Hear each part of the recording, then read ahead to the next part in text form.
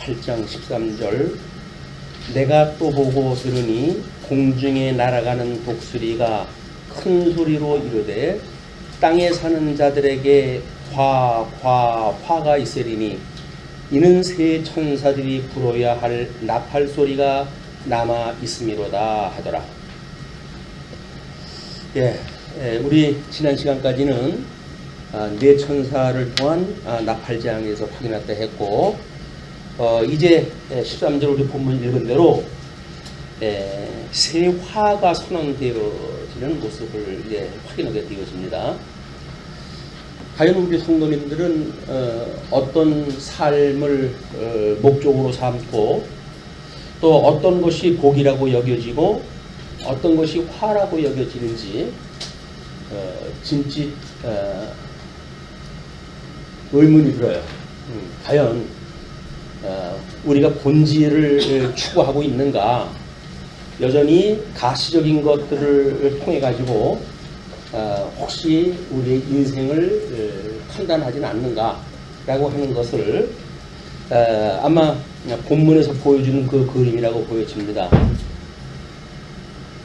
우리 로건이가 지기 시작을 하더니 온통 사방 부닥쳐요. 눈에 보이는 거 없어요. 그냥 기고 지가 기어갈 수 있는 데까지 기어가니까. 그래서 부닥칠 때까지 기어가다가 결국 부닥쳐가지고 울고 그런다고 이야기를 합니다. 그게 우리 인생인 것 같아. 우리도 신앙생활, 우리 인생의 본질이 뭔지를 모르게 되면 눈에 보이는 걸 향해가지고 그냥 전력 질주 다 해서 갈 뿐이에요. 가다가 벽이 부닥쳐가지고 부닥치게 되면 아프다고 울고 때로는 때를 쓰기도 하고 이렇게 하는 것이 어린아이들의 모습이 아니라 우리들의 신앙 모습이 아닌가 이런 거 생각이 듭니다. 기도하실 때마다 우리는 생사 화복을 주관하시는 하나님 아버지라고 우리가 고백을 하면서 기도를 하고 그래요. 지도자님도 생사 화복을 주관하시는 하나님과 기도를 하다 했는데, 생사라고 하는 것은 우리 존재의 문제 아닙니까? 존재의 문제. 그럼 이 화복이라고 하는 것은 우리가 추구하게 되는 가치의 문제거든요. 그러니까 우리가 화와 복이 뭔지 모르게 되면 우리들의 가치는 아무런 의미가 없는 가치예요. 우리가 쏟고 있는 그 가치를 추구하고 살아가게 되면 이 복인지를 알고 추구가 되는데 결국은 화를 따라가게 되어지는 그런 가치를 우리가 이제 추구하게 되어지고, 그것 때문에 좌절하고 그것 때문에 실망하기도 하고 그것 때문에 아프다고 우리가 아우성을 쳐요. 아프다고, 나 아프다고. 근데 과연 아픈 맛이 뭔지를 몰라서 그렇죠. 진짜 아픈 맛이 뭘까요? 지금 로마 제국의 이 치정하에 있었던 요한계시록의 독자들은 이루 말할 수 없는 화 가운데 있는 사람들입니다. 또 우리들은 그 사람들의 어려움 이런 걸 지금 요한계시록을 공부하면서도 별로 관심이 없어요.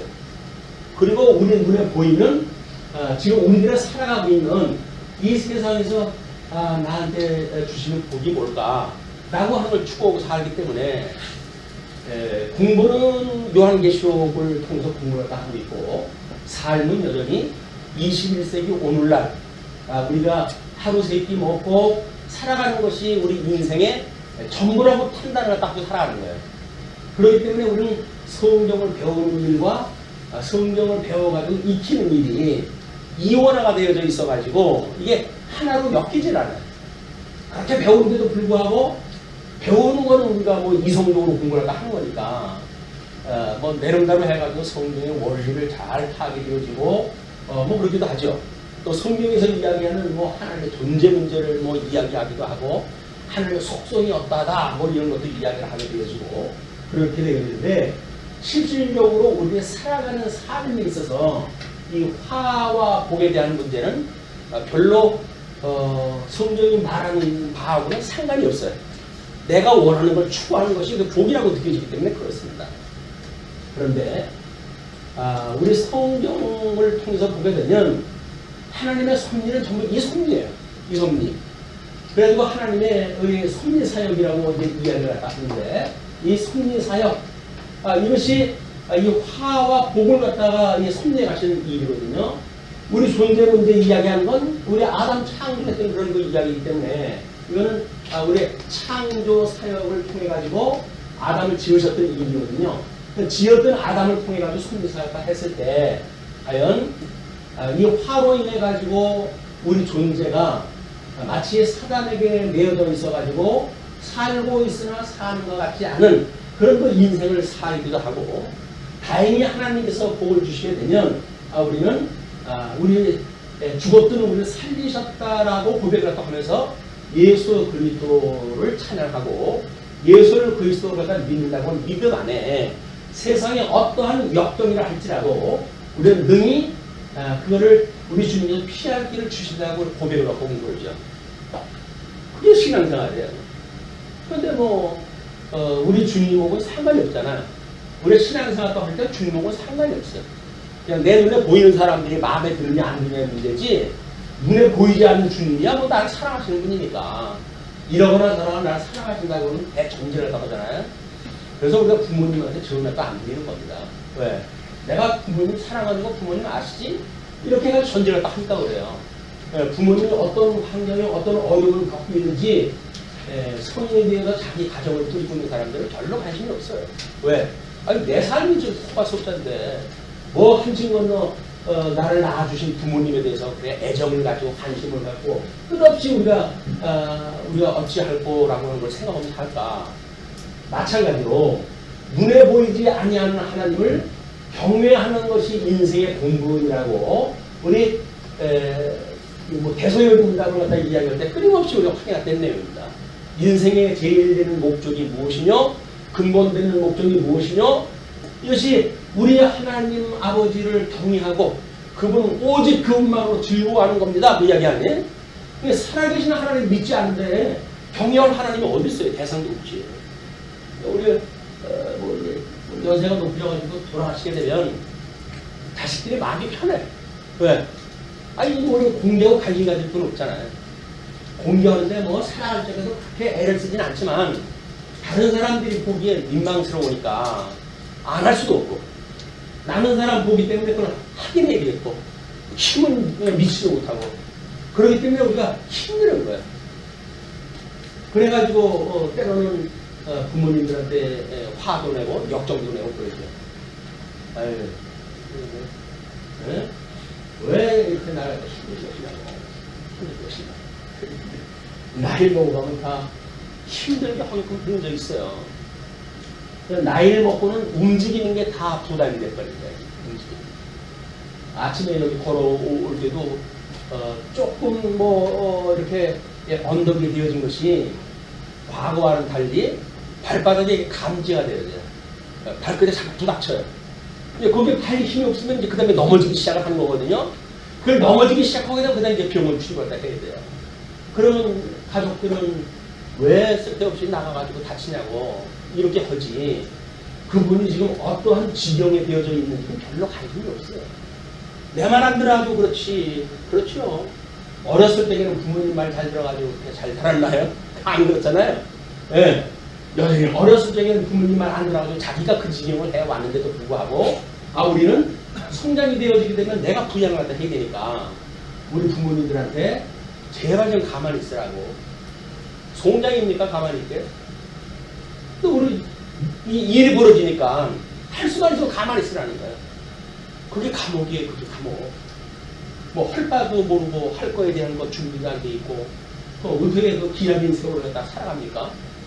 이 조주의 세상은 100세까지 살아간다고 그러는데 있는 사람들이야 뭐 돈 가지고 여행도 다니고 뭐 할 거 많아도 좋다고 그렇지만은 대부분의 사람들은 호부지책에 걱정해요. 이게 사람들한테 걱정입니다.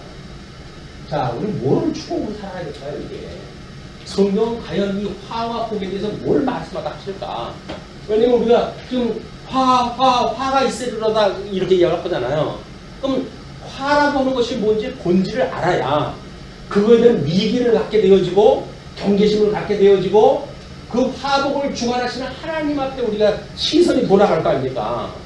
이것이 우리한테 별로 그렇게 큰 관심사가 아니게 되면 그걸 주관하시는 하나님에 대해서 별로 관심이 없어요.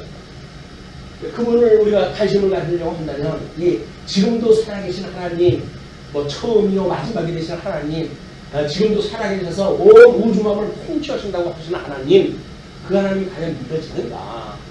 믿어진다고 한다면 화와 복이 뭔지를 하나님이 섭리하시는 두 가지 추인데 이걸로 지금 우리가 예수 믿는다고 그래? 예수 믿는 거 전부 가짜예요, 가짜. 화복을 모르면서 예수 믿는다는 건 가짜입니다. 그래서 이스라엘 백성들한테 하나님이 이 섭리사를 했을 때 아브라함한테 이 언약을 하시고는 이들을 애굽으로 불러서 넣으시잖아요. 400년 동안이나 종로로 더던 이 사람들을 하나님께서 출애굽을 갖다 이제 진행을 다 하셔요. 그 출애굽을 갖다 해가지고 제일 첫 번째 하는 것이 뭐냐면 우리 이 성막 규례를 갖다가 세우시는 거예요. 뭐가 제일 급한 거야 하나님께서? 이게 제일 급한 거야 하나님께서. 왜? 화와 복을 가르는 일이니까. 하나님과 원수가 되어져 가지고 우리가 지금 죄 가운데 있는 거 아닙니까? 그럼 하나님과 우리가 교통을 하려면 우리는 이걸 통해 가지고 사죄를 받아야 되고 이 사죄를 통해 가지고 지금도 살아계신 하나님을 만나고 교제가 이루어져야 되는 거거든요. 근데 이것이 없으면 교제가 날 수가 없어요. 그러니까 이스라엘 백성들을 신의 산으로 끌어들여 가지고 성막 규례를 갖다 보여주고 각양 이 규례를 갖다 보여주는 겁니다. 그걸 우리는 가장 잘 정리되어진 것이 십계명이라고 이렇게 이야기를 하죠. 그래서 끝까지 서신서 마지막에 갈 때까지도 내가 너에게 말하노니 사랑하라 라고 하는 것이 율법의 대강령이라고 그러거든요. 이거에 대한 큰 강령. 이것의 큰 강령이 뭐냐면 십계명이에요. 그래서 하나는 대신 계명이고 하나는 개인 개념으로 하나님께서 십계명을 나눠가지고 이제 이 돌판에다 새겨가지고 그냥 그걸 글로 쓰게 되면 그 없어질지도 모르잖아요. 불이 나도 없어지지 않게끔 어떻게 하신다고요? 돌에다 새겨가지고 돌에다 그걸 새겨가지고 십계명을 모세에게 주셔요. 그 대신 계명이 위로 첫 번째부터 셋째 계명이 삼위일체 하나님에 대한 이게 어떻게 그분을 섬길 것인가에 대한 이야기가 소개가 되었어요. 그런데 원수가 되어졌기 때문에 이걸 섬길 수가 없어요, 이분을. 그렇기 때문에 하나님께서는 넷째 계명을 통해 가지고 안식일을 거룩히 해라 이렇게 이야기합니다. 안식일이 뭡니까?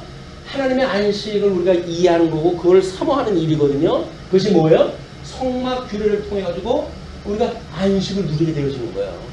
성막 규례가 없이 안식을 못 누립니다. 안식을 누리라는 이야기는 뭐예요? 하나님이 주셨던 이 모든 규례, 이 규례에 대한 거를 너희들 온전히 지켜라 그 이야기예요. 근데 이거를 규례를 지킬 생각을 안 하고 쉬라고 그랬으니까 난 아무것도 안 하고 그냥 쉴 거야 라고 해가지고 팔다리 움직이지 않는 것이 안식한다고만 생각하는 율법주의자들이 가지고 있었던 아픔은 하나님이 어떠한 분인가는 관심이 없어요. 하라고 하면 하고 말려면 말고 그렇게 하는데도 복 안 준다고 그러면 하나님이 아니지 이런 생각을 하니까 하나님께서는 너희들의 안식을 거룩히 지키라고 하는 그 이야기는 하루 종일 이불만을 갖다 섬겨라 그 이야기.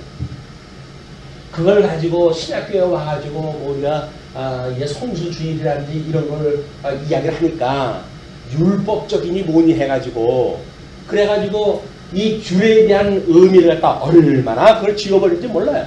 왜? 귀찮잖아요 이게. 하루 종일 예수님 생각하고 하루 종일 성경 말씀 공부하고 하루 종일 믿는 사람들이 교제 나누고 내 생활이 없으니까 얼마나 이게 귀찮은 일이에요. 그러니까는 규례와는 관심이 없이 그냥 쉬면 되는 거지 뭐 가만히 있으면 되는 거지 라고 해서 안식을 지키니까 그거는 하나님 앞에 안식을 지키는 일이 아니에요. 지가 안식하는 거지. 지가 쉬는 거지 하나님이 말하는 안식에 우리 참여되어지는 게 아니라고. 자, 그래놓고 대인계명에 이제 다섯 번째 계명이 부모를 공경하라 이렇게 이야기를 하잖아요. 그걸 우리가 정치영역이라고 이렇게 이야기를 했어요. 정치영역. 그 이야기는 뭡니까? 통치 언약에 대한 거예요. 이건 하나님의 나라에 대한 이야기니까. 하나님의 나라에 대한 이야기. 이건 하나님의 의에 대한 이야기. 하나님의 의가 무엇인가를 우리가 깨닫는 일이야말로 이 삼위일체 하나님에 대한 그런 말씀을 규례를 통해 가지고 교제를 갖다 끊임없이 나눠야 되는 거예요. 이게 말씀의 묵상입니다. 이게. 말씀을 묵상한다는 이야기는 요절을 외우는 게 아니에요. 그 삼위일체 하나님이 어떠한 분인가, 그 크신 어마어마한 저 살아계신 하나님, 지금도 화와 복을 주관하시는 하나님, 그 하나님을 깨닫고 그분을 찬양하다 하는 일이거든요. 근데 이것이 그분을 찬양하는 일로 묵상에 쓰이지를 않고, 만약에 뭐 1년에 성경을 몇 독을 해내는 둥 뭐 이렇게 해가지고 내 자랑거리로 전락되어 버린다고 한다면 그게 중보고 뭔 상관이 있어요? 자기가 100독으로 온 거로 1000독으로 온 뭐래 그게? 교만만 하늘을 찌르죠. 내가 성경 박사야. 그렇게 알겠어요. 왜? 내가 성경을 1년에도 몇 독을 하는 사람인데 네가 알면 뭘 알아? 이렇게 이야기할 거 아닙니까?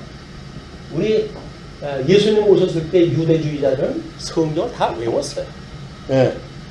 근데 그 사람들이 이 말씀을 몰라가지고 예수님한테 저주를 받았을까요? 자, 화를, 우리 복을 갖다 알기 전에 화가 뭔지를 알 필요가 있지 않겠어요? 마태복음 23장 말씀을 우리 주보에다가 그 소리 갖다 해드렸어요.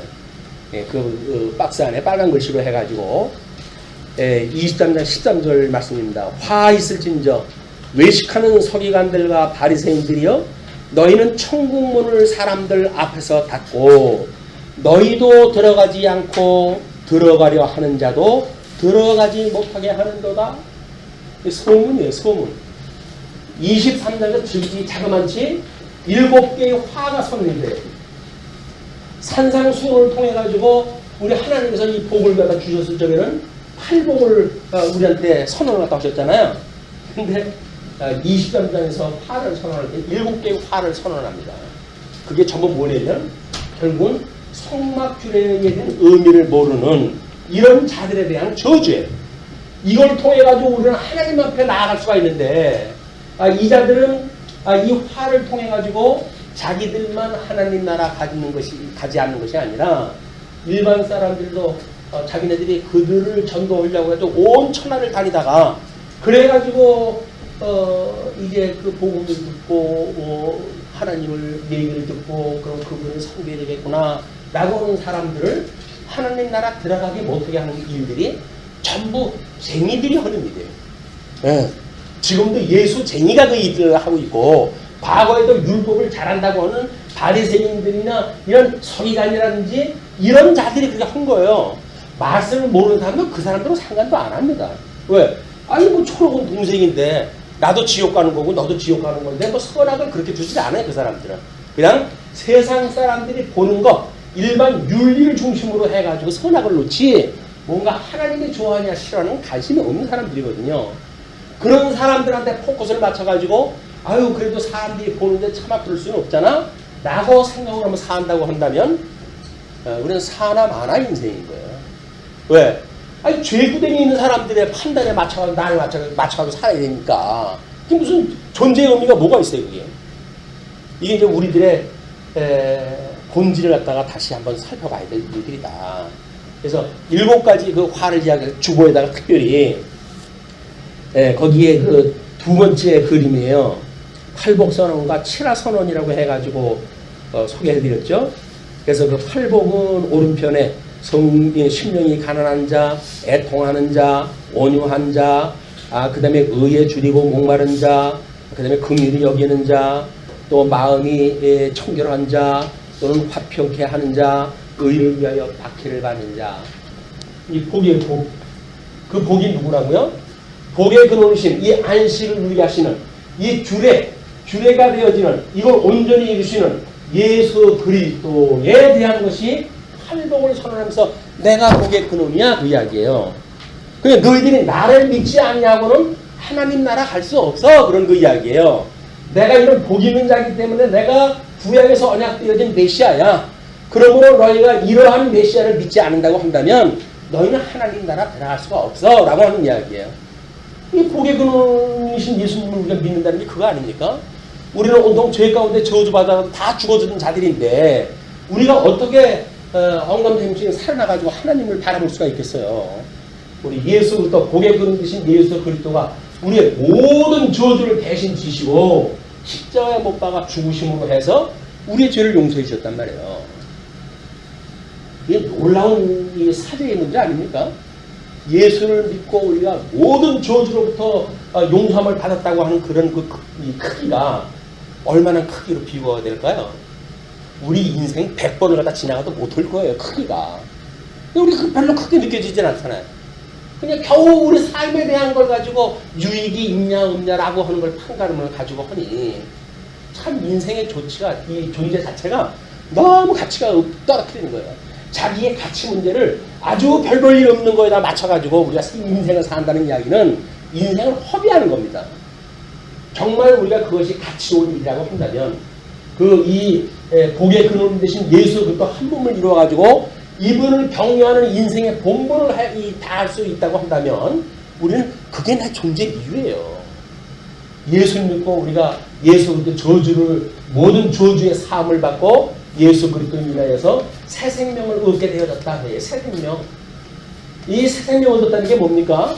저 존재에 대한 인정인 거예요. 주님 죽었던 내가 살아났네요. 그 이야기 아닙니까? 죽었던 사람이 살아나는데 죽기 전이나 죽고 나는 거랑 똑같아요. 어떻게? 그러면 죽고 나가지고 저는 새로운 피조물이에요. 새로 태어났어요. 라고 하는 것이 아니에요. 여전히 뭐라고요? 여전히 혈연, 여전히 인연, 여전히 지연, 여전히 학연 이런 인간 세계에서 가지고 있는 인연의 끈앞을 가지고 살아가게 되어지니까 그러니까 우리는 신령한 세계의 그림자도 못 보았어요. 신령한 세계가 뭔지 그 형태도 우리가 몰라. 그리고 예수를 믿는다고 그러니까 예수가 뭔지 감이 오나요? 우리는 형식적으로 그냥 예수를 믿는 거예요. 교육시켜주니까 교육시킨 대로 하고 이런 세례 받을 때 세례 문답하고 그럼 세례 받았다고 하니까 그럼 내가 성도로구나. 믿는 성도니까 그럼 교회 생활을 이렇게 하는 겁니다. 이 하나님 나라의 이 삶을 살아갈 거 아닙니까?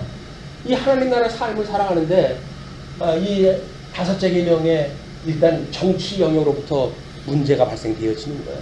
세상에서 똑같은 정치 원리가 하나님 나라에서 이것이 통용되려고 하니까 이게 되겠어요? 안 되는 거예요. 그거는 안 돼요. 오죽하면 자유의지가 없다고 하는 얘기를 왜 했겠습니까?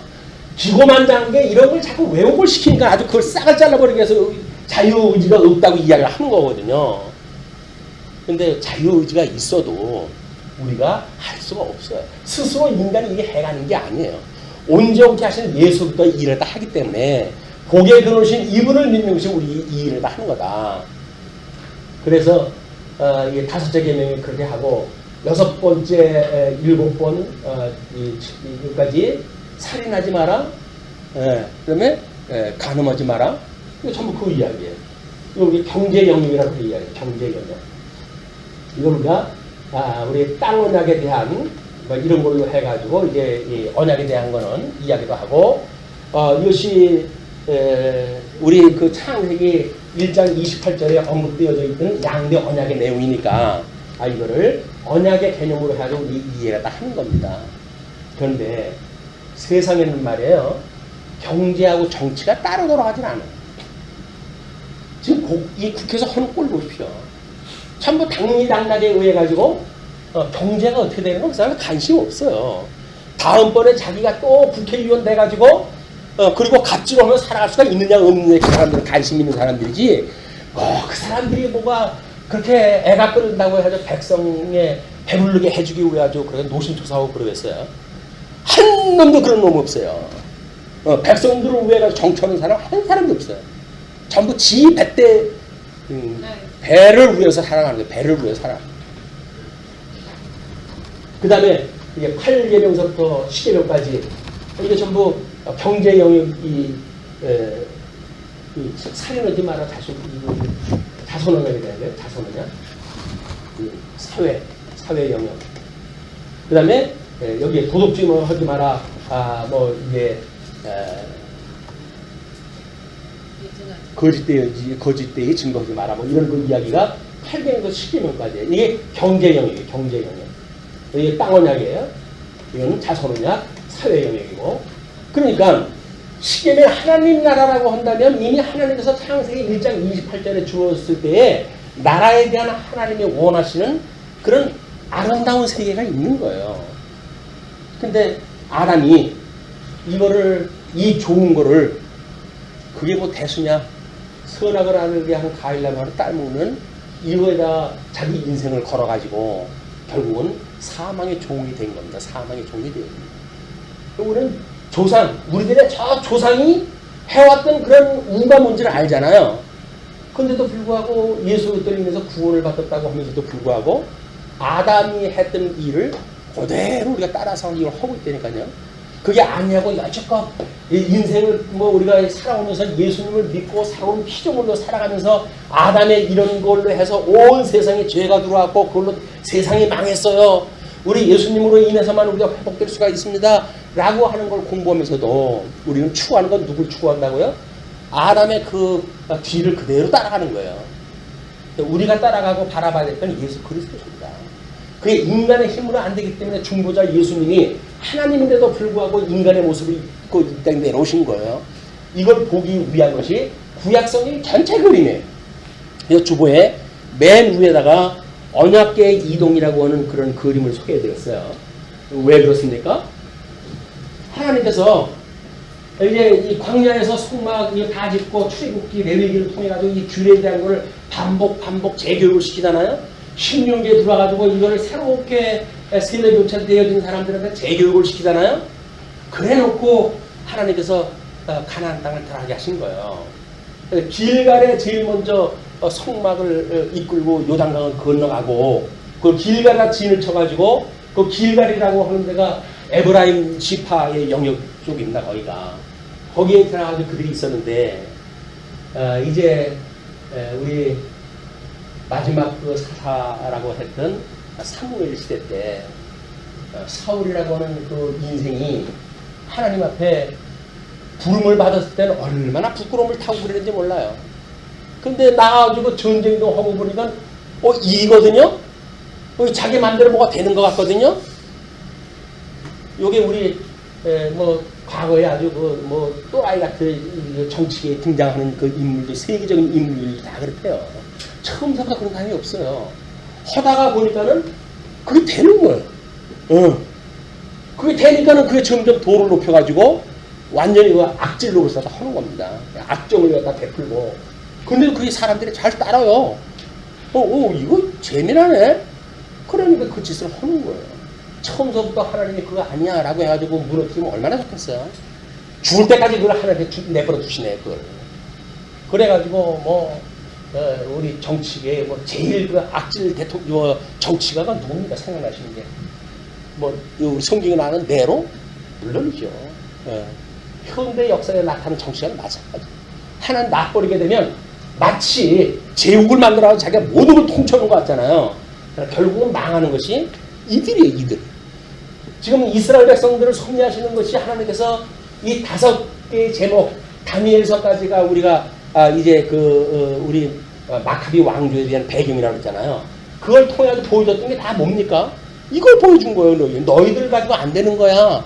제국들이 드러나가지고 너희들 다 멸절시킬 줄은 그렇게 해왔지. 그러나 내가 때가 되어 손을 대면 그 사람들은 다 진멸되고 없어져. 나라의 흔적, 이 세상의 흔적도 없이 다 없어지는 거야, 그 인생들이. 이걸 보여줬는데도 불구하고 하스몬 제국이 됐더니 똑같이 그 길을 가네요. 하나님 격려할 생각이 없어요. 여전히 이 어떤 그 이해관계에 의해 가지고 싸움박질이나 하고 이렇게 살아가는 것이 인생들이었어요. 그때 하스몬 왕국에. 그래서 역사적 배경에 대한 거를 교재에 우리 이 하면을 갖다 보시게 되면 첫째 화의 역사적 배경을 소개해드렸어요. 힐카노스 2세와 아리스토블루스 2세 67년부터 63년 사이에 형제의 난이 일어났어요. 살로메가 죽자 힐카노스 2세의 동생인 아리스토블루스 2세는 대제사장직을 맡고 있던 형 힐카노스 2세의 실권을 빼앗고 권력을 장악을 합니다. 형제지간에 지금 전쟁이 붙어진 거예요. 이때 도움을 준 사람이 이두메의 안티파터였어요. 이두메의 안티파터라고 한다면 그 이두메라고 하는 그 이야기는 하나님께서 이 12에게 언약을 했을 때 우리 하나님이 에서를 미워하고 야곱은 사랑을 하셨다고 이렇게 선지서에서 끊임없이 이야기를 하는 에서의 후손인 거예요. 그 에서의 후손을 어때 이 사람들이 지금 실권을 얻기 시작을 합니까? 이제 그 밑에까지 보시게 되면 이야기가 계속 되어지는데, 힐카누스 2세는 바리새파의 지지를 받았는데 형과 동생의 내분은 바리새파와 사두개파 사이의 내분으로 이어지면서 하스몬 왕가의 힘은 계속 약화되었다. 그리고 이제 그때 로마 제국에다 손을 내밀므로 해가지고 비극이 시작된 거 아닙니까? BC 64년 로마 제국의 폼페우스 장군이 시리아를 점령하고 팔레스틴 지역을 위협하자 아리스토블루스와 힐카누스는 서로 폼페우스에게 손을 내밀었어요. 하나님한테 하나님 이 나라를 어찌합니까? 라고 하는 거 관심이 없어요. 그냥 지가 정치하는 그런 그 나라가 필요한 거기 때문에 그렇습니다. 그러니까 그렇게 손을 내밀었는데 폼페우스는 실곤한 힐카누스의 손을 들어주게 돼요. 왜냐면 싸움하지 않고도 예루살렘을 점령할 수 있는 그런 조건이 되어지기 때문에 그렇습니다. 그래서 이 폼페우스는 BC 63년 예루살렘을 점령하고 힐카누스 2세를 대제사장으로 세워요. 그런데 결국 유다의 독립을 꿈꾸었던 하스몬 왕조는 막을 내리게 되고 로마의 지배하에 들어가게 되었다. 로마의 지배하에 들어가게 되어졌다. 이걸 염두에다 두세요. 왜냐면 이제 9장 1절서부터 배경이 연결이 되어지기 때문에 그렇습니다.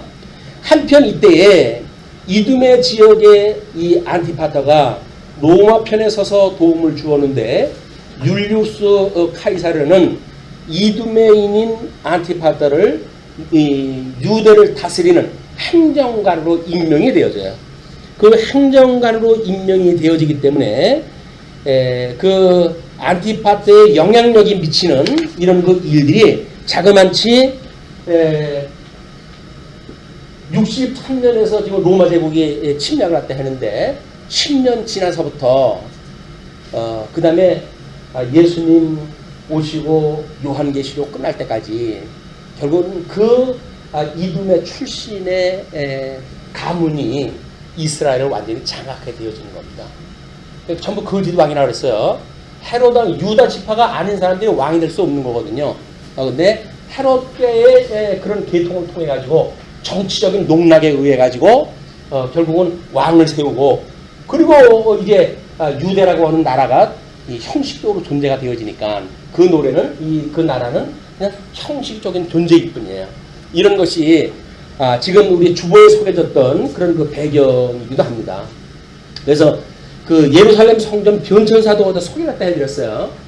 왜냐면 이 변천사가 이렇게 해가지고 하나님께서 이제 가나안 땅 들어가게 하셔가지고 가나안 땅에서 다윗으로 하여금 통일 왕국을 세우게 하시고 다윗은 이 성전을 짓기 싶어가지고 얼마나 구했는지 몰라 하나님 앞에.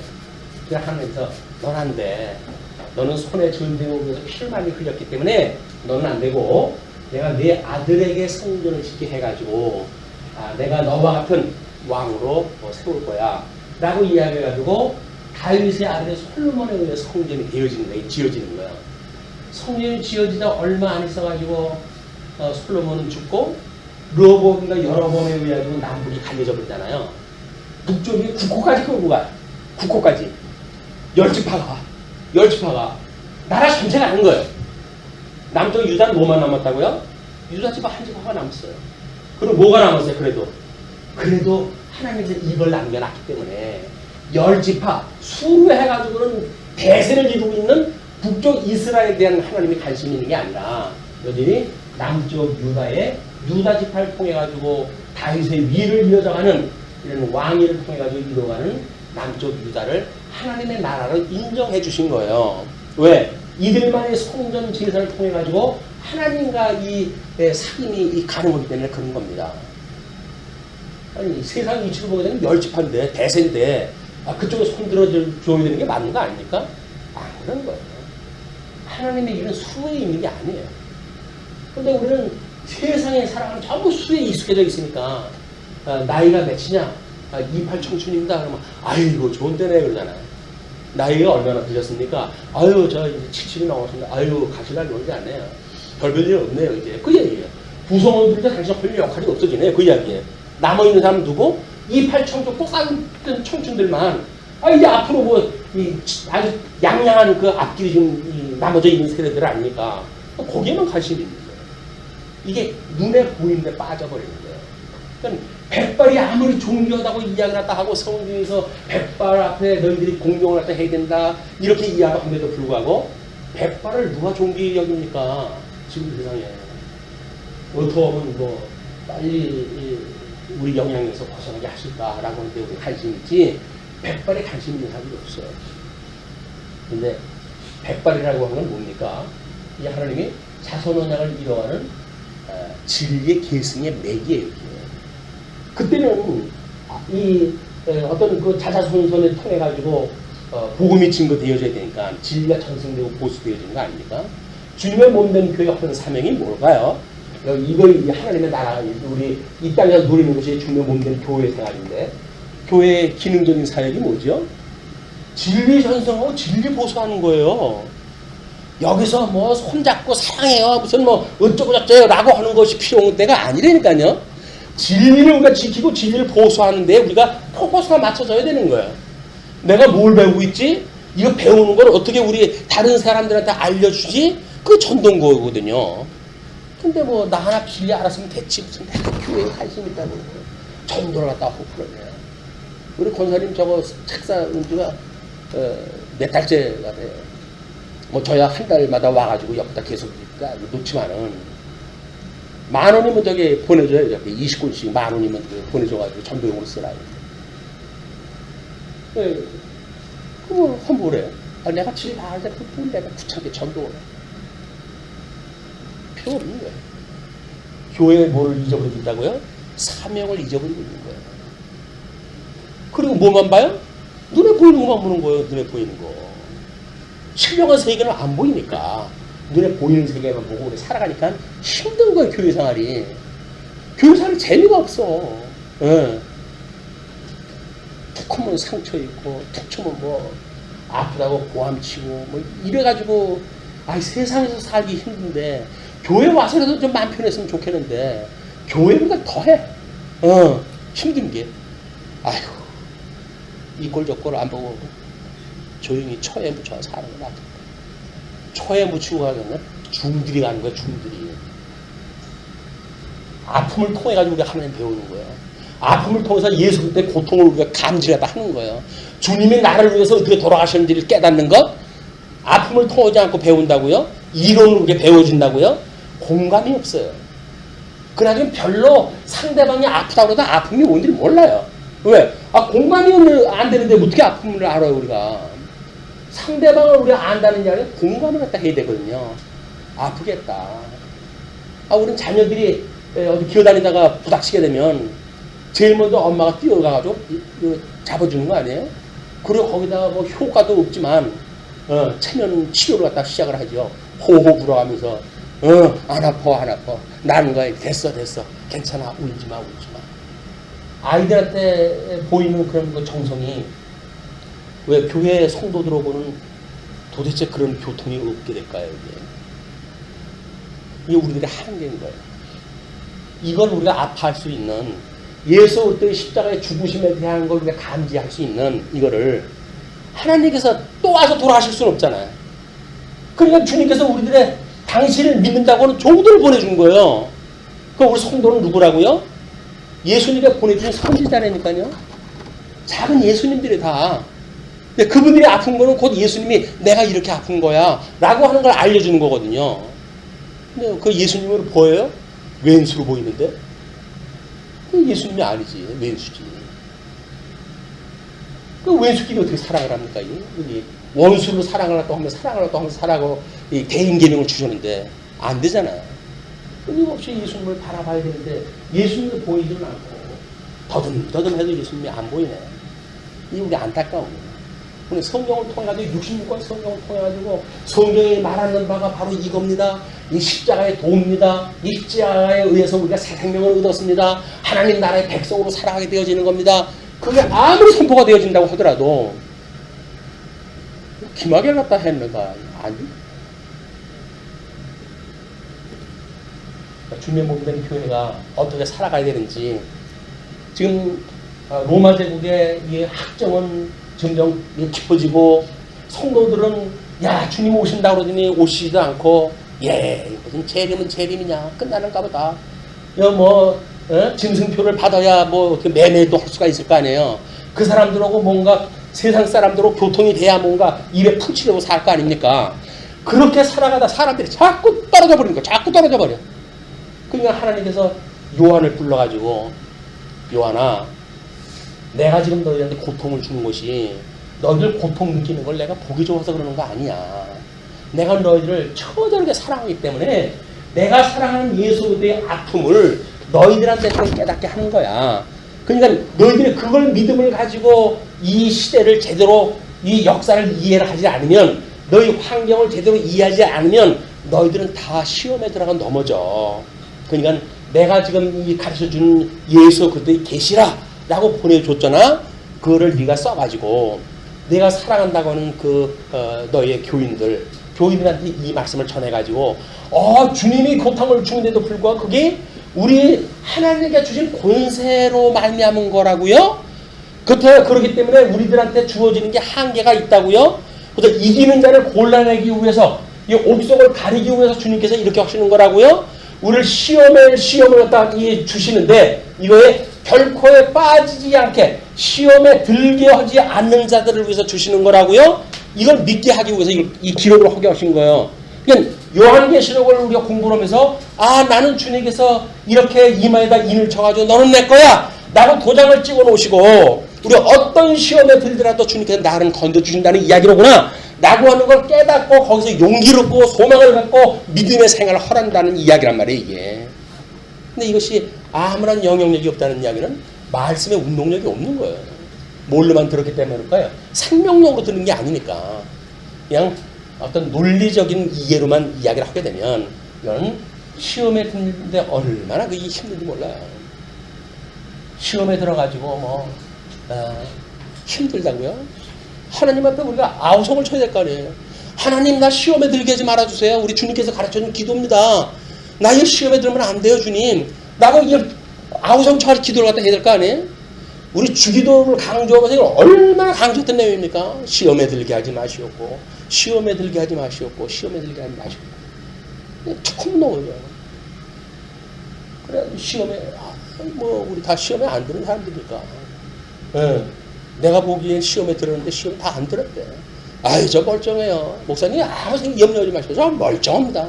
저 신앙적으로라도 아주 굳건하게 서 있습니다. 그런데 시험에 끊임없이 우리가 들어가요. 시험에. 그래서 그 아픔을 감당할 수가 없어요. 괴로워요. 주님께서 그 크신 위로를 주는데도 불구하고 위로가 이 시험을 가리질 않네. 우리 여기서 그 일곱 인을 갖다 소개할 때 마지막 사람들 권세자 분자들한테 닥칠 화를 갖다 이야기하니까 뭐라고 이야기를 합니까? 제발 바위 밑으로 내가 들어가가지고 하나님의 이 진노로부터 벗어났으면 좋겠습니다. 이야기하잖아요. 죽음으로부터 놓였으면 좋겠습니다. 근데 우리는 이 시험에 들지 않게 하는 것이 그냥 형식적인 이야기가 아닙니다. 주님 앞에 기도하는 이 기도가 끊임없이 이걸 기도를 해야 돼요. 우리가 시험에 들게 하지 말아달라. 이게 아니게 되면 힘든 거죠. 물론 하나님의 은혜로 붙들어 주셔야 되는 일이죠. 사랑하던 사람들이 등에다 칼을 꽂고 죽일 놈 살릴 놈 해가면서 목사도 아니야 저주의 말을 갖다 듣고 이 세상을 살아가는 사람이 오죽 하겠습니까만은 그래도 이 주님께서 주시는 위로가 그런 욕으로 안 들려요. 얼마나 시기가 나면 그럴까, 얼마나 그게 안타까우면 그럴까. 그 사람들이 오히려 긍휼하게 보이지 나 욕한다고 해서 섭섭한 거 섭섭하지 않아요. 다 인생이 다 그런 건데 눈이라도 빼어줄 것 같다 하루아침에 돌아서는 것이 인생 아닙니까 이게. 그렇기 때문에 어떤 육적인 관계로 해가지고 위로받는 건 아무런 의미가 없어요. 우리 주님께 주시는 위로로 굳게 서 있을 때 우리는 이 진리를 갖다 전승하고 보수해야 되는 사명을 감당할 수가 있다. 이거가 이제 오늘 얘기가 길지 않습니다. 9장 1절부터 12절까지만 이야기를 하기 때문에 그래서 지금 이런 상황을 좀 소개를 해드리는 거예요. 이런 배경을 가지고 화를 소개할 때 8개의 화도 우리가 이제 봐야 되겠죠. 그것이 13절에 이야기했던 외식하는 서기관들과 바리새인들한테 준 이야기거든요. 천국문을 닫는 것. 그것이 이 주례에 대한 모든 것들을 방해하는 율법주의자들의 일인 거예요. 그것이 7개나 됩니다. 7개. 거기에 외식하는 11조의 문제가 나오는 거예요. 여기서.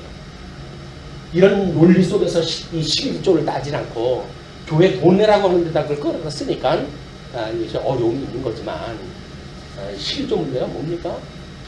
예수 그리스도가 십에 하나가 되어졌다는 거 아니겠어요? 내 대신 하나님 앞에 받침받아졌다는 거 아닙니까? 이 나를 위해서 이분이 11조가 되어졌으니까 우리는 바치지 않았는데도 불구하고 그 열의 아홉에 속해가지고 우리가 구원을 갖다 받고 있다는 거거든요. 이 놀라운 주님 앞에 우리가 받고 있는 이 은혜의 이야기들을 겨우 경제 논리로 해가지고 그러니까 살림 나아졌습니까? 예. 한국교회 11조 끌어들여가지고 결국은 많은 길로 가잖아요. 많은 길로. 그 주체 못할 돈 가지고 모르겠어요. 이 사람들. 그러니까 온 한국 전역을 다니면서 부동산 사들여가지고 또 교회는 세금도 안 받겠다. 이래가지고 하니까는 몇 푼 받지 않는 사람들도 세금을 갖다 내야 되는 이런 지역까지 오는 거예요. 참 제 삶에 먹고 사는 것이 인생이라고 하지만 결국은 믿는다 하는 사람들에 의해서 정말 믿을 사람들을 앞길을 막는 일들, 이때의 일만 이게 제한된 일일까요? 지금도 똑같은 거예요. 지금도 똑같아. 하나님 나라 가는 걸 다 막고 있는 게 누구예요? 다 그런 사람들. 돈 많고 교회 크고 이렇게 가지고 한 사람들. 사회에 어떤 덕이 되지는 않고 암덩어리가 돼가지고 온 세상 사람들이 교회를 걱정하고 저 웃기는 일 아닙니까? 지네들이 뭘 한다고 또 교회 걱정을 해? 예, 어둠에 있는 사람들이 빛이 안 된다고 이 사람들이. 코미디가 지금 벌어지고 있어요. 자, 그런 가운데 9장으로 넘어갑니다. 9장 1절에 보시게 되면 다섯째 천사가 나팔을 불매 내가 보니 하늘에서 땅에 떨어진 비올 하나가 있는데 그가 무저갱의 열쇠를 받았더라. 그건 우리 소개해드렸던 그 내용의 전부 그 성경적인 의미라든지 역사적 의미를 소개를 해드렸어요.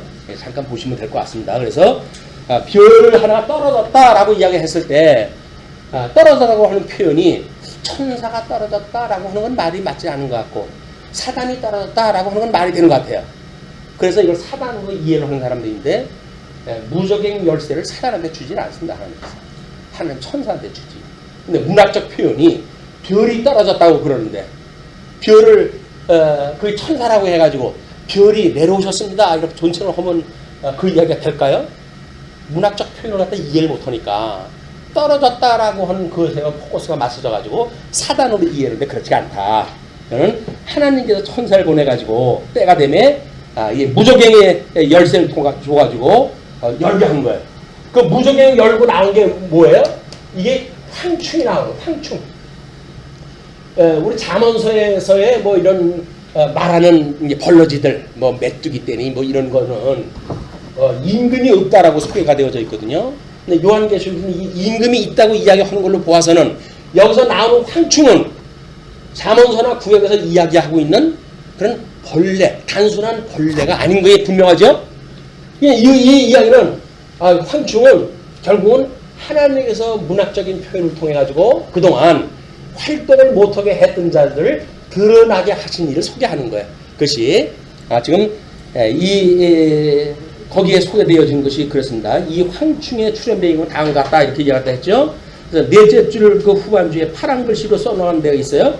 힐카노스 2세가 대제사장직을 유지했지만 로마의 신뢰를 받는 헤롯 안티파스가 유대 속주의 행정관으로 임명됐다. 이로써 요한 힐카노스에 의해 강제 개정당한 이두메 지역은 유대 땅을 다스리는 이방인 출신의 지도자를 탄생시켰다. 팔레스틴 헤롯 대왕이다. 그 이야기예요. 근데 그 근접 지역을 55년서부터 93년까지 53년서부터 93년까지 그 이야기는 뭡니까? 아니 93년까지 그 이야기는 뭐예요? 63년에 지금 폼페우스에서 성전이 훼손이 되어졌잖아요. 근데 그 이후에 등장되어진 것이 이두메 족속들이 등장했다 해가지고 이두메가 그동안은 우리 마카비 왕조에서는 이들이 자기네 나라에 쫓겨가지고 있을 때 그걸 끌어다가 종교를 전부 유대교로 전향을 시키고 그래가지고 유대교인으로 치고 갖다 해준 거 아닙니까? 근데 그런 자들이 끝내 이 뭐 굴러온 돌이 박힌 돌을 갖다가 빼낸다나요?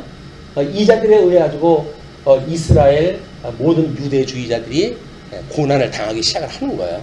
그렇기 때문에 거기에 그 다스린 왕조의 거짓 왕조의 출현이었다. 그래서 헤롯 안티파스의 둘째 아들로서 34년간, 이건 주전 37년부터 4년까지인데 유대 땅을 철권 통치로 다스린 헤롯 대왕이다. 그래서 헤롯은 47년 갈릴리 총독으로 부임을 했다 했고 BC 40년에는 유대 왕으로 임명됐었어요. 그러나 37년에 예루살렘을 정복해가지고 유대 왕으로 군림하기 시작을 합니다. 왜냐하면 40년에 다음 시간에 이야기할 다음번에 우리 공부할 내용이 뭡니까? 12절서부터 13절에 등장되어지는 그 마병대의 숫자가 나오잖아요.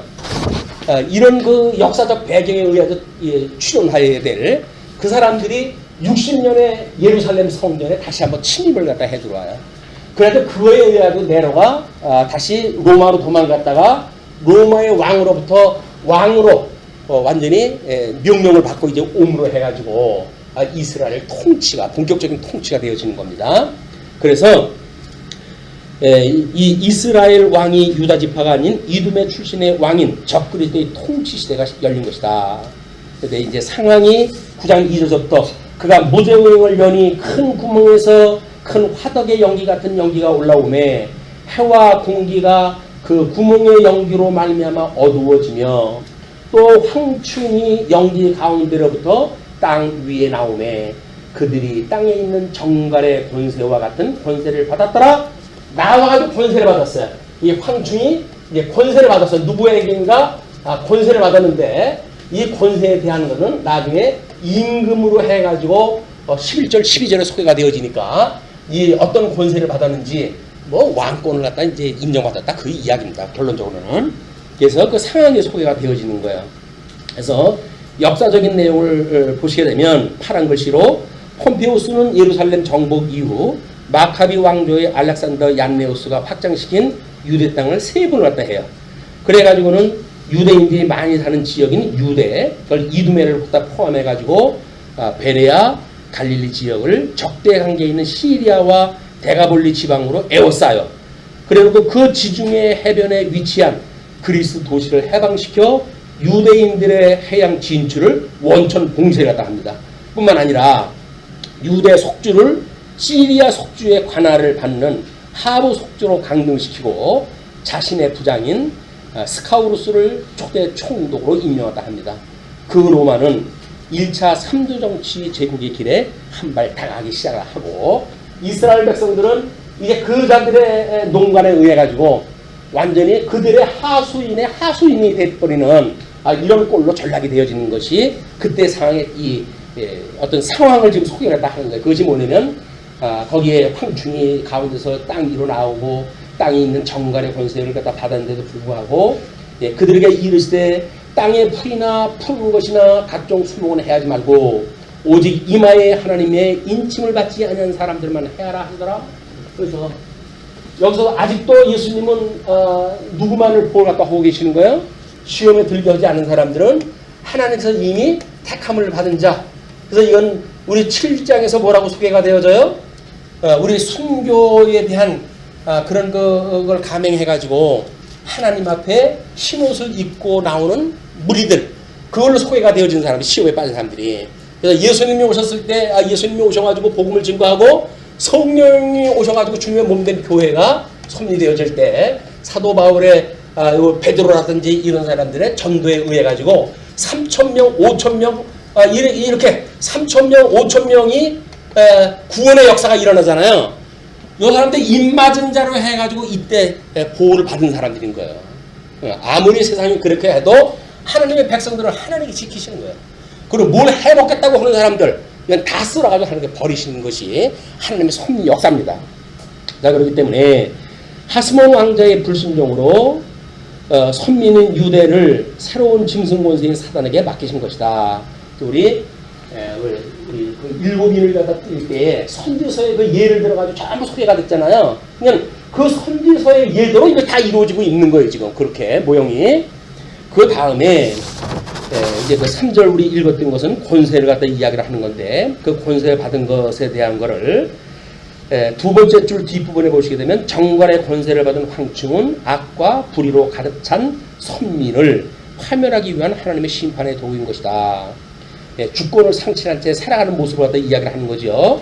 9장 4절은 황충이 수행해야 될 특별한 임무를 나타내는데, 황충이 하는 일은 출애굽을 할 때나 또는 요엘서와 같이 그때하고는 다르게 전혀 다른 임무를 줍니다.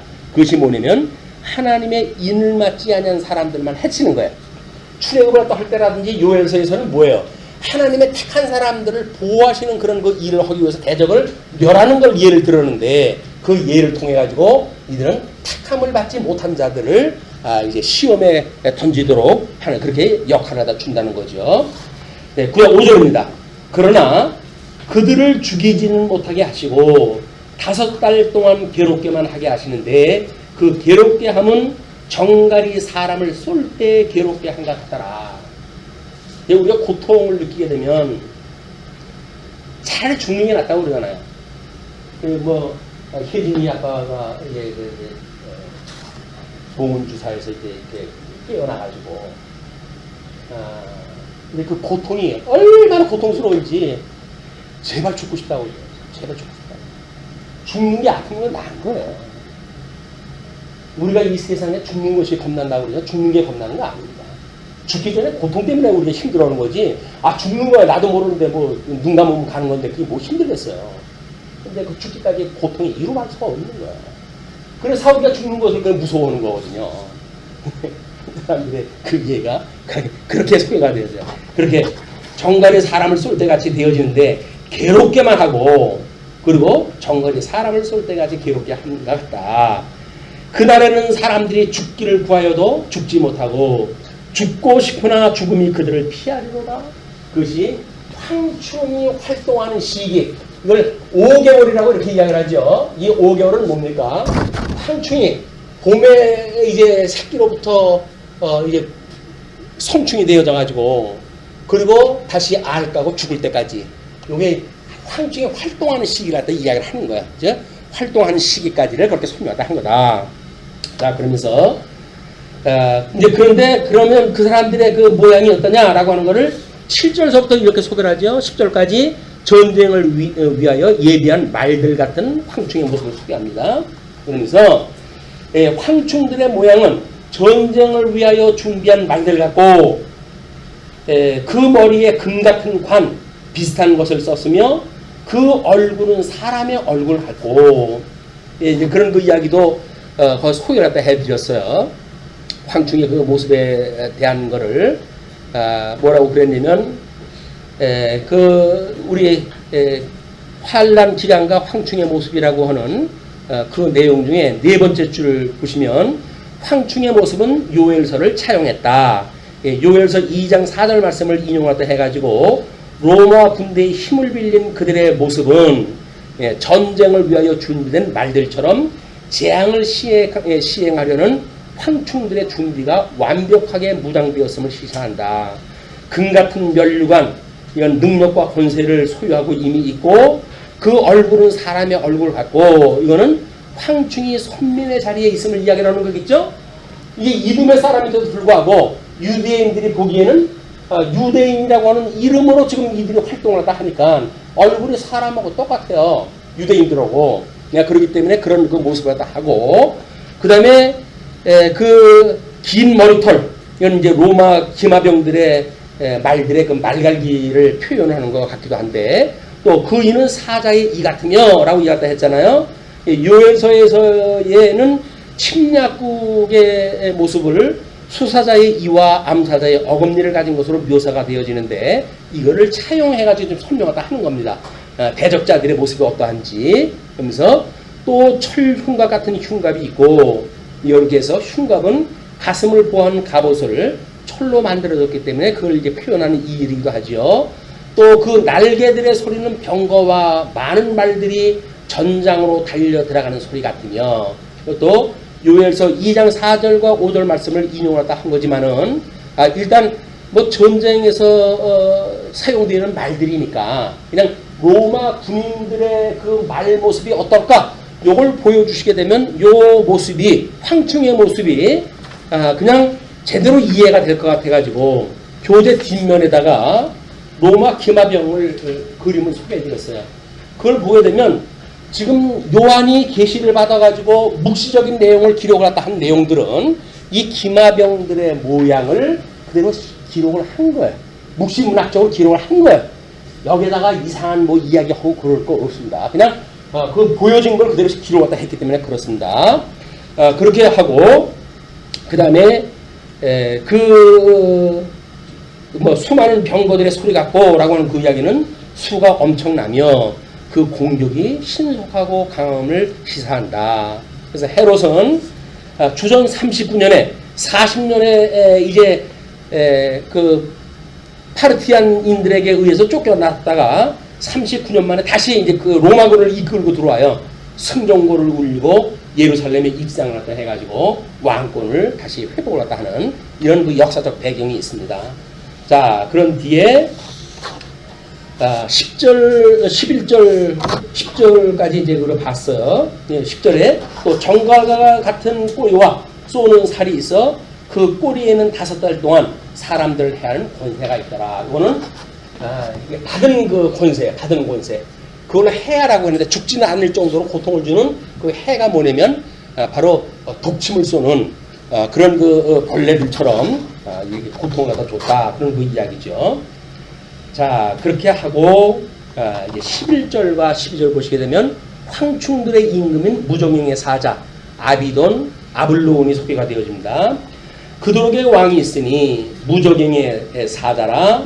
무적행 열쇠를 열고 지금 나왔기 때문에 그 무적행의 그들을 지키고 있던 이런 그 사자가 있어요. 근데 히브리어로는 그 이름이 아바돈이요, 헬라어로는 그 이름이 아블로니더라. 이렇게 되어져 있어요. 그래서 그 내용을 우리 교환 아래서 세 번째 칸을 갖다 보시게 되면 그들에게 왕이 있으니 무적행의 사자라. 히브리어는 그 이름이 아바돈이요, 헬라어로는 그 이름이 아블로니더라 라고 써져 있죠. 임금의 이름인 아바돈은 지혜 문학에서만 사용되어 온 낱말인 히브리어의 음역이에요. 그리고 본절에서 파괴자는 헬라어 아필리온과 동일시되어지고 있고, 무적행의 사자는 아블루온이 헬라의 신 아폴로나 이 신과 특별한 관계를 가지고 있다고 스스로 주장하는 황제들을 가리킨다. 이렇게 이야기를 했다 했어요. 이들은 아폴로의 현현으로 불리기를 좋아한 도미티안 같은 로마 황제들 당시에 그렇게 불리기도 했어요. 자기네들이 그 아폴로의 그 아주 전신인 것처럼. 그러니까는 지금 유대인들하고 유대인들하고 이방인들하고 차별이 나야 될 것이 뭐냐면 똑같은 사람이지만 우리가 보통 사람들이 보는 세계가 이제 이 세계라고 그랬잖아요. 우리는 성도의 어떤 인격을 5가지 부분으로 이야기를 하는데, 그래서 덕성 부분, 감성 부분, 심성 부분, 지성 부분, 그 다음에 영성 부분. 이것이 우리들이 보는 인격의 구분이에요. 근데 세상 사람들은 이거에 의해서 우리가 끊임없이 이제 확인을 갖다 하죠. 종교라는 이야기, 종교. 이 마르종자라고 하는 이야기는 제일 꼭대기의 사상체계란 말이에요.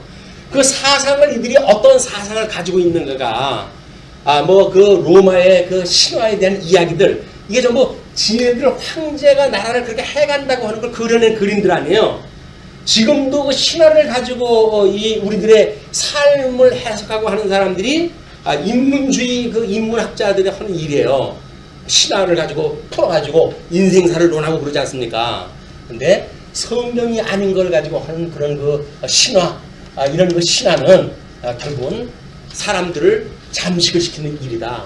이거에 의해 가지고 여기서 나오는 게 철학이에요. 철학.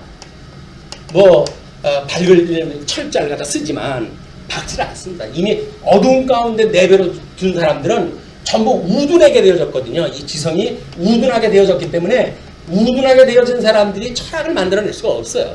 어둠 속에서의 그 상대학적인 해 아래에서 철학을 만들어낼 뿐이다. 뿐만 아니라 이 심성, 하나님께서 타락한 가운데 우리를 내버려 뒀기 때문에 이걸 상실한 마음에 내버려 뒀다 이렇게 이야기를 하거든요.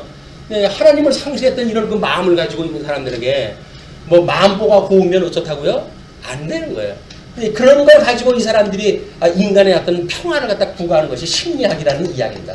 심리학을 가지고 사람들의 마음을 안정을 시키고 전부 가짜 얘기죠. 해 아래서. 그리고 이 감성에 대한 문제를 가지고 이 사람들이 예술을 이야기를 하잖아요. 먼저 우리 옛날에 어떤 예술하다 그런 사람들 좀 앞서가는 사람들이 있지만 근데 지금은 그게 이러잖아요. 전위 예술로 해가지고 완전히 막가자고 하는 사람들이 예술을 갖다 장악을 하고 있고 이걸 가지고 우리가 윤리로 이렇게 이야기를 하는 거예요. 인간들이 보고 있는 윤리를 가지고 삶의 어떤 지표를 삼는 이런 땅에 있는 사람들의 이야기다. 예수 그리스도 말하는 이 구원받는 사람들은 이런 온전히 예수 그리스도의 이 말씀으로 그래서 이 지혜의 말씀을 통해 가지고 우리는 하나님 앞에 교훈을 듣게 되어지는 거예요. 교훈을 듣고 그리고 이런 거를 깨달아서 그 다음에 알고 그리고 믿어져서 하나님을 영원토록 경외하게 되어지는 것 이게 성도의 인격이에요. 이게 그러니까 이런 구조를 모르게 되면 우리는 세상의 거짓말에 속고 살아갈 수밖에 없다. 자 이제 그렇게 한번 여기시고 그 다음에 이제 그 빨간 글씨로 쓰는데 그렇게 설명했어요. 로마 제국은 성도를 핍박하는 이둠의 세력의 우두머리인 것이다. 우리 아까도 설계를 갖다 드렸지만 63년에 성전 회파되어졌을 때 유대인들이 자그마치 1만 2천 명의 유대인을 학살했다고 그럽니다. 그때서부터 이 화가 이때까지 이루어지는 거예요. 계속 화가 이루어지는 거예요. 요걸 우리 13절까지 짧은 말로 소개가 되어져 있지만 이제 두째 번 화해에 가게 되면 본격적으로 예루살렘 멸망 때까지 이걸 끌고 나갑니다. 너희들이 좀 화당하는 건 이런 이유 때문에 되어지는 거야 라고 하는 걸 소개하는 내용으로 소개가 되어져 있다. 네. 말씀 주시고 기도하시겠습니다. 네, 사랑